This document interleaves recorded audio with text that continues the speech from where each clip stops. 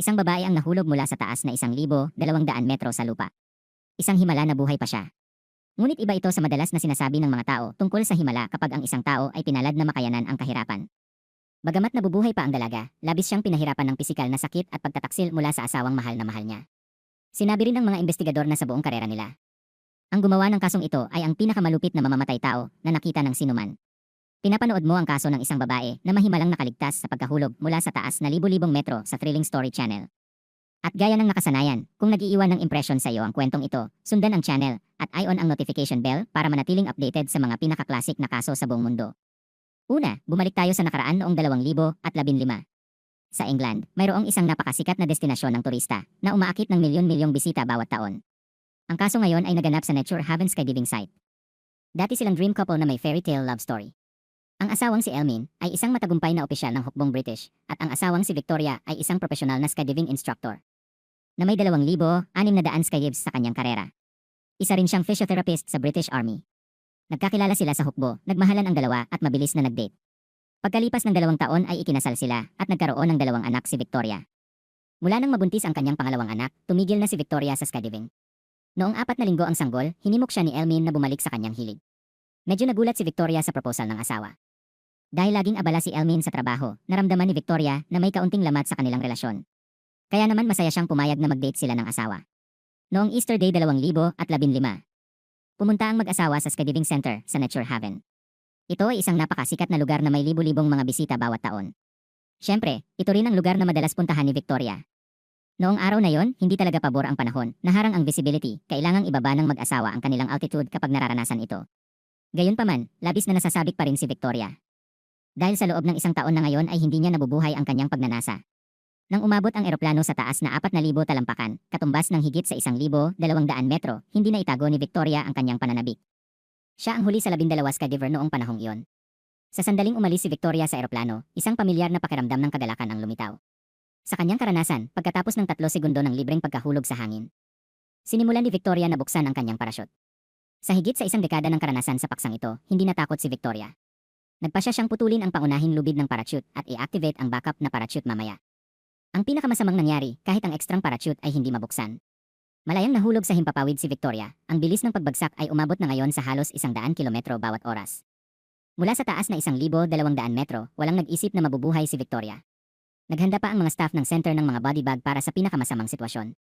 Ngunit pagdating nila sa lugar ng aksidente, buhay pa si Victoria. Siya mismo ay hindi makapaniwala na siya ay buhay pa. Nagdusa siya ng sirang gulugod, pelvis, tadyang, pinsala sa mga panloob na organo at marami pang iba pang pinsala sa balat. Ang mga resulta ng pagsusulit ay nagpakita na si Victoria ay nakapagpatuloy ng buhay na puro swerte. Siguro dahil medyo maliit ang katawan niya kung hindi masyadong payat at kulang sa timbang. Kaya ang bumabagsak na kinetic energy ay hindi malaki. Ang pangalawa ay kahit na ang backup rifle ay hindi binuksan, ito rin ay gumaganap ng isang papel sa pagbawas ng kanyang pagbagsak ng bilis. Ang 12 taong karanasan sa skydiving ay nakatulong din kay Victoria na bumagsak ng mas mabagal. At ang pinakamahalaga ay ang lugar kung saan nahulog si Victoria ay isang malambot na alpombra ng damo na katatapos lang nahukay. Na naging mas malambot na una nang siya ay lumapag. Naniniwala ang lahat na dapat may malilim sa aksidenteng ito. Malinaw, ang skydiving ay isang matinding esport. Kapag naganap ang isang aksidente, ang manlalaro ay mahihirapang mabuhay o maaaring madisable habang buhay. Ang mga kagamitan sa parachute ay palaging nauugnay sa buhay ng tao, kaya palaging may napakataas na antas ng kaligtasan. Ang mga pagkabigo ng parachute ay napakabihirang sa buong mundo, at mas bihira pa ang parehong pangunahin at pangalawang parachute na nagkakaproblema sa parehong oras.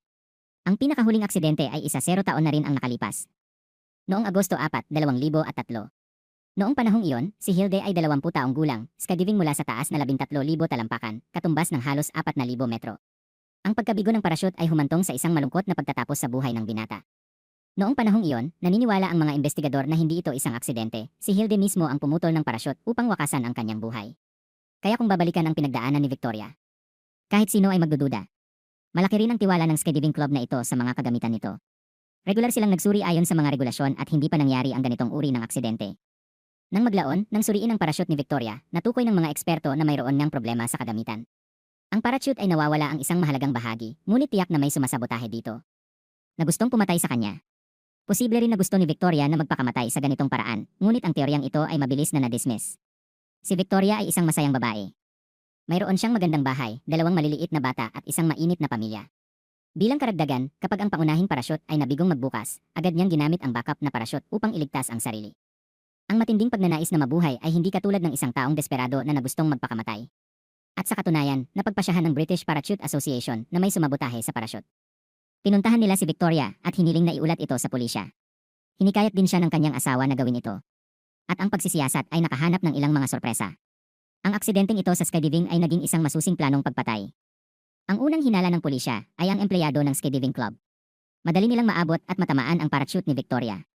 Marahil sa mga nakaraang karanasan ay nagkaroon siya ng mga salungatan at naging kaaway ng isang tao. Ngunit ang mga resulta ng pagsisiyasat ay nagpakita na si Victoria ay isang napakabuting tao. Ang lahat ng mga tauhan ay mahal na mahal siya. Malinaw na ang skydiving club na ito ay walang motibo na gumawa ng ganoong katangahan. Ngunit pagkatapos ay isang matalik na kaibigan ni Victoria ang nagbigay ng mahalagang palatandaan. Hindi pala kasing ganda ng nakita ng lahat ang relasyon ni Victoria at ng kanyang asawa.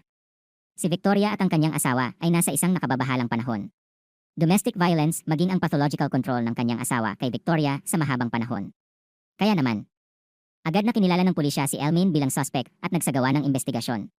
Noong Abril 28, 2015, pumunta ang mga pulis sa kwartel ng militar upang kunin si Elmin para sa pagtatanong. Hindi siya nagpakita ng anumang senyales ng gulat, ngunit sa kabaligtaran, siya ay medyo kalmado.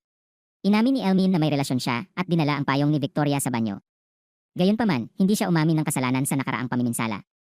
At dahil walang ebidensya, napilitan ang mga pulis na palayain si Elmin, ngunit pinagbawalan siyang umuwi dahil maaari niyang ilagay sa panganib si Victoria. Pagkatapos ay pumunta ang pulis kay Victoria, sinabi sa kanya na marahil ang kanyang asawa ang mamamatay tao. Sa oras na ito, kalalabas lang ni Victoria sa ospital. Ito ay isang napakahirap na panahon para sa kanya. Dahil kailangan niyang magsuot ng brace sa leg upang patatagin ang kanyang mga buto at mapangalagaan ang kanyang dalawang maliliit na anak. Sinikap ni Victoria na mapanatili ang kasal na ito. Bagamat pakiramdam niya ay wala nang pakialam ang kanyang asawa sa pamilya, naisip niya na isa lamang itong emosyonal na issue. Ayaw maniwala ni Victoria na gusto siyang patayin ng kanyang asawa. Ang ama ng kanyang anak. Sinabi ni Victoria sa pulisya na isang umaga noong huling bahagi ng Marso 2015, isang linggo bago mag-skydiving ang dalawa, nakaamoy siya ng gas habang naghahanda sa pagluluto para sa kanyang mga anak. Sa pagsuri sa air duct, natuklasan niya ang kakaibang red streak sa joint. Malinaw na may ginawa sa pipe. Nagkataon na noong nakaraang araw ay sinabihan siya ni Elmin na pupunta siya sa barracks sa gabi at hindi na uuwi para makaiwas sa traffic kinaumagahan. Agad namang nagpadala ng text message si Victoria sa asawa. Nagbibiro si Elmin sa puntong ito, iniisip na niloloko lang siya ni Victoria. Kinwestiyon din ng mga pulis si Elmin tungkol sa bagay na ito. At syempre todo itinanggi niya ito. Ang pangkat ng pagsisiyasat ay maaari lamang bumaling sa mga espesyal na ahensya upang malaman ang tungkol sa mga pahiwatig ng pipilin ng gas. At hanggang sa puntong ito, wala pa ring sapat na ebidensya para arestuhin ang kahina-hinalang asawang ito. Ngunit hindi nagtagal bago tuluyang lumabas ang malupit na katotohanan. Hinanap ng pangkat ng pagsisiyasat ang lahat ng nakapaligid na relasyon at kinuha ang data mula sa telepono ni Elmin. Sa totoo lang, baon siya sa utang. Bukod sa napupunas ang ipon ni Victoria, nanghiram din siya ng pera sa mga kaibigan at credit company. Ang tinatayang utang ay halos British pound sterling 22,000. Mula nang ikasal, palaging binabayaran ni Victoria ang lahat ng mga bayarin ng kanyang asawa. Ngunit si Elmin, isang gastador, ay hindi nasisiyahan. Isang taon matapos pakasalan si Victoria, nagsimula siyang mag-withdraw ng pera mula sa account ng kanyang asawa. Minsan siyang nag-withdraw ng 6,000 pounds o higit sa $7,500 sa 3 beses. Gusto ni Elmin ang maluho, makikinang na panlabas na mga item. Naglalaro lang din siya ng mga mamahaling sports tulad ng golf, skiing, at mountain climbing na walang pakialam kung kaya niya o hindi. Isa pa, medyo komplikado ang buhay pag-ibig ni Elmin. Noong bata pa siya, nakatira siya sa South Africa sa isang mayamang pamilya. Ang kanyang ama ay nagpapatakbo ng isang construction company. Pagkatapos ng graduation, naging contractor si Elmin, nagtatrabaho sa kumpanya ng pamilya.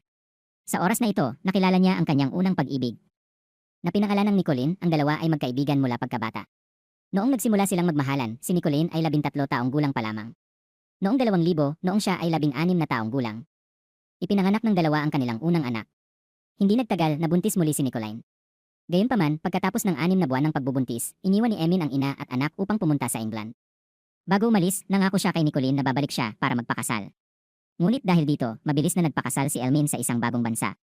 Ang nobya ay ang pangalawang kasintahan ni Elmin, na pinangalan ng Carly, at nagsimula siyang sumali sa hukbo. Mula noon ay pinalayas na ni Elmin si Nicolene sa kanyang buhay at wala na siyang pakialam sa dalawang bata. Tuluyan ng pinutol ng dalawa ang ugnayan. Noong Marso 2004, lumipat din si Nicolene sa England. Ayaw niyang makipag-ugnayan sa lalaking walang utang na loob, ngunit patuloy na nagtatanong ang kanyang panganay tungkol sa kanyang ama. Noong 2006, nakipag-ugnayan si Nicolene kay Elmin. Nang magkita ang dalawa, napaluha si Elmin. Tinanong siya tungkol sa mga paghihirap na naranasan niya nang mag-isa siyang pumunta sa England. Nangyari lang daw ang kasal nila Carly dahil malapit nang mag-expire ang dati niyang visa na kung tutuusin, sa puso niya ay mahal pa rin niya si Nicoline. Hihiwalayan niya si Carly para bumalik sa una niyang pag-ibig. Kung titignan ang sinsero nitong anyo, naisip ni Nicoline na magkakaroon ng ama ang dalawa niyang anak kaya pinili niyang magpatawad. Ngunit ang katotohanan ay hindi naisip ni Elmin ang tungkol sa diborsyo. Noong mga panahong iyon, dalawa na rin ang anak nila ni Carly.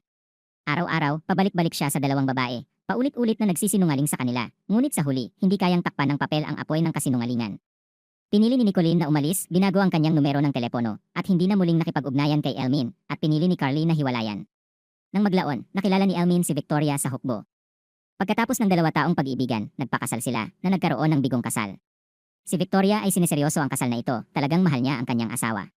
Sa pag-unawa sa puntong ito, pinayuhan ni Elmin ang kanyang asawa na manatili sa bahay at kontrolin siya. Sa mga taon na ikinasal siya kay Victoria, laging may mga babae si Elmin sa labas. Una, nagpapanatili pa rin siya ng isang lihim na pakikipag-date sa kanyang dating asawang si Carly. Nakilala rin niya ang isang bagong kasintahan na nagngangalang Stephanie mula sa Austria. Nagsinungaling siya na siya ay nililigawan ni Victoria. Kinumpirma ng resulta ng paternity test na hindi niya biological child ang anak ni Victoria. Nangako siya kay Stephanie na gagawin niya ang lahat para dito, na hiwalayan niya ito para makasama siya. Ibinalik pa ni Elmin sa publiko si Stephanie sa kwartel ng militar. Kaya iniisip ng lahat na tapos na talaga ang kasal nila ni Victoria. Noong Enero, nag-text si Elmin kay Stephanie, sinabihan siyang maghintay hanggang Abril para magkasama sila ng walang pag-aalinlangan. Ibig sabihin, balak niyang iwan ang kanyang asawa simula pa lang ng 2015. Sa 3 babae nang sabay-sabay na niloko, hindi pa rin nakontento si Elmin. Sa tuwing may libreng oras siya, pumupunta siya sa mga adult dating website para makipagkilala sa ibang mga babae. Miyembro rin siya ng malapit na adult club. Hinala ng pangkat ng investigasyon na ang pulang mansa na nakita sa gas pipe ay sanhi ng pinsala ni Elmin nang subukang basagin ang gas pipe. Sa impormasyong kanilang nakolekta, sinimulan nilang muling buuin ang buong insidente. Si Elmin ay isang napakamakasariling tao sa kanyang unang pag-ibig o sa kanyang 2 sumunod na asawa. Wala siyang emosyon kahit na silang 3 ay nagsilang ng kanyang mga anak. Sarili lang ang iniisip niya. Laging gumagasto si Elmin ng may pera o nang hihiram ng pera sa kanyang asawa at hindi nag-iisip na magbayad ng utang para maglakbay kasama si Stephanie. Naiwan ang kanyang asawa at mga anak sa bahay. Nang umabot sa 22,000 pounds ang utang, nagsimulang bigyang pansin ni Elmin ang personal insurance policy ni Victoria na nagkakahalaga ng 120,000 pounds at ito ang motibo ng krimen. Tila may naramdaman, noong 2014 na, 1 taon bago ang aksidente, pinalitan ni Victoria ang benepisyaryo ng seguro sa buhay sa kanyang anak. Ngunit hindi ito nakagambala sa mga plano ng kanyang nakakatakot na asawa. Sa unang pagkakataon, tinanggal niya ang tubo ng gas sa kanyang bahay nang hindi man lang iniisip ang kanyang 2 anak. Sa kabutihang palad, nalaman ito ni Victoria. Matapos mabigo ang unang plano, naiinip siyang gumawa ng isa pang plano. Ginamit niya ang telepono na binili lang ni Victoria para sa kanya at nagpadala ng text message na nag-imbita sa kanya na mag-skydiving. Naisip ni Victoria na sinusubukan ng kanyang asawa na ayusin ang kanilang relasyon sa pamilya, kaya masaya siyang pumayag, kahit na siya ay nanganak 4 na linggo na ang nakakaraan. Ayon sa orihinal na plano, mag-skydiving sila sa Abril 4, ngunit hindi nagtutulungan ang panahon. Gusto nang sumuko ni Victoria, ngunit paulit-ulit siyang pinalakas ni Elmin. Ayon sa karaniwang pamamaraan, kung hindi ito pinapayagan ng mga natural na kondisyon, kailangan nilang ibalik ang parachute sa club at babalik upang kunin ito sa susunod na araw. Ngunit hindi ibinalik ni Elmin ang parachute. Hindi raw ito magbabago ng maraming beses, pero syempre, sa totoo lang ay palihim niyang sinira ang parachute, hindi pa rin masyadong maganda ang panahon. Gayunpaman, sa patuloy na paghihikayat ni Elmin, nagpasya si Victoria na mag-skydive sa mababang altitude at pagkatapos ay nangyari ang aksidente. Noong mga panahong iyon, gumawa ng dahilan si Elmin para manatili at alagaan ang kanyang 2 anak para hindi siya makipag-skydive kay Victoria. Nasaksihan niya ang buong eksena ng pagbagsak ng kanyang asawa mula sa taas na 1,200 metro. Walang makakaisip sa malupit na puso ng asawang ito. Kinuwestiyon din ng mga pulis si Nicoline, ang unang kasintahan ni Elmin. Mukhang masaya siya na iniwan ang sinungaling ng ganoon kaga. After 2 years of investigation, madaming ebidensya ang nakita pero indirect evidence lang lahat. Hindi madaling hatulan si Elmin. Sa unang pagsubok, ayaw paniwalaan ni Victoria ang lahat ng ito. Humarap pa siya sa korte para ipagtanggol ang asawa. Ito ay humahantong sa kabiguan na mahatulan. Para makita ni Victoria ang totoong mukha ng asawang lagi niyang minamahal, ipinakita sa kanya ng prosecution team ang lahat ng 32,000 text messages sa cellphone ni Elmin. Noon lang naniwala si Victoria na talagang gustong kitilin ni Elmin ang kanyang buhay. Sa ikalawang pagsubok, ang hurado ay nag-deliberate ng 3 araw. Sa wakas, ibinigay na ang hatol. Si Elmin ay hinatulan ng 2 bilang ng tangkang pagpatay kay Victoria. Ang parusa ay habang buhay na pagkakakulong at hindi pinapayagang mag-apply para sa parol sa loob ng 18 taon. Sa korte, kapag nakatayo sa harap ng pantalan, tiwala at maayos pa rin si Elmin. Napakakalma ng lahat ng kanyang kilos, walang kahit katiting na pahiwatig ng pagkakasala sa kanyang mga mata. Pagkatapos ng paglilitis, gusto ni Victoria na makipaghiwalay ngunit tumanggi si Elmin. Noong Disyembre 2018, 3 taon pagkatapos ng aksidente, salamat sa paghikayat ng mga kamag-anak at kaibigan. Nalampasan ni Victoria ang kanyang psychological phobia at natapos ang kanyang paboritong esport. Muli siyang lumipad sa mga ulap at sa wakas ay nakatakas si Victoria sa kanyang nakaraan. Hindi na natatakot sa skydiving at nagkaroon ng bagong pag-ibig. 5 taon pagkatapos ng aksidente, naglatala si Victoria ng libro tungkol sa kasal nila ni Elmin. Sumulat siya. Pagkatapos ipahayag ng hukom ang lahat ng mga detalye, sa wakas ay naunawaan ko, ang aking asawa ay isang halimaw. Ano sa palagay mo ang kaso ngayon? Mangyaring iwanan ang iyong mga komento sa ibaba sa mga komento upang pag-usapan ng magkasama. Pero bago umalis, huwag kalimutang pindutin ang like, piliin na sundan ang channel, at i-on ang notification bell para ma-update ang pinaka-classic, nakakakilig at nakaka-interes na mga kaso sa channel.